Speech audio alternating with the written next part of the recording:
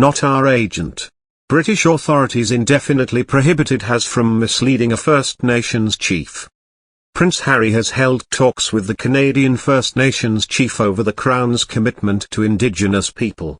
The Duke, who was in Vancouver for an event to promote the Invictus Games, said that he hoped to learn more about Canada's reconciliation process, adding, "Our collective journey through truth and reconciliation is an important one for all of us." A chief told the Sunday Telegraph that while a lot of politicians say it, they don't mean it. Prince Harry's offer to resume discussions next year. The Duke's father, who's King of Canada and head of the Anglican Church, is considered a key part of discussions about reconciliation and has previously called for the pain and suffering of Indigenous people to be recognized. 90 minutes later, the palace instantly sets the record straight in the Telegraph at 6:30 p.m. No working royal role for Prince Harry's palace stuns firm. It's outrageous that Harry presumed to continue the ongoing reconciliation talks between the Crown and the First Nations of Canada. Palace sources have emphasized that the King's illness will not change the terms of the Sunram Summit agreement in which the Duke and Duchess of Sussex's exit from the working royal family was negotiated in detail.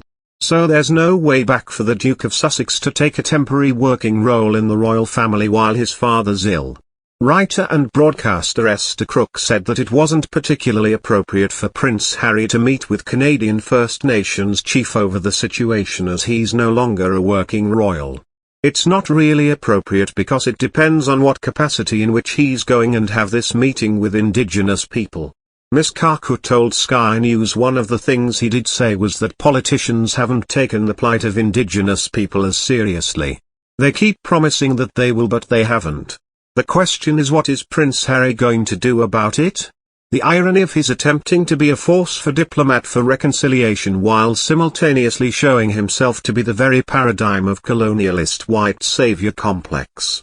The Governor-General needs to tell him to cease and desist any attempts to present himself as anything other than a private citizen. A written statement by the palace unconditionally stating that the duo do not represent the Crown in any capacity and are nothing more than independent civilians living outside of the UK and the Commonwealth could go a long way towards avoiding potential international incidents in the future. The palace needs to be more forceful on this issue, knowing Harry's true character. Harry has no power. There's nothing he has that can even begin to rival the British royal family or the Crown. He's legally becoming an imposter. The only way to end all of this is if they're sued for misrepresentation by the British government and legally ordered to stop all associations implied or real to the British royal family in the UK. This would no longer be a family issue but a legal one. This would also include presenting themselves as royalty in any country.